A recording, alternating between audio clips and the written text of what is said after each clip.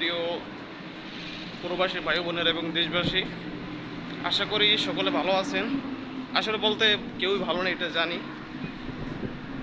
তো কিছু যৌক্তিক কথা বলতে আসছি, যেটা হচ্ছে যে বর্তমানে আমাদের যে একটা ভোগান্তিতে রাখছে, যারা প্রবাসী আসে বিশেষ করে তাদের যে একটা ভোগান্তিতে রাখছে সরকার, ঠিক আছে।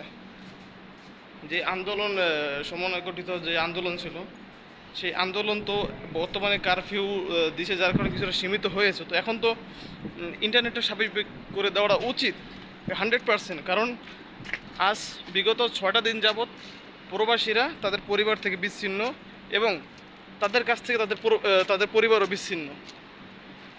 তো যার কারণে হইতেছে যে এইখানে সবারই একটা দুশ্চিন্তা কাজ করতেছে। সবারই সারাদিন পরিশ্রম করে, সারাদিন ডিউটি করার পরে সবাই রাত্রেবেলা, কেউ বিকেলবেলা বাসায় ফেরার পরে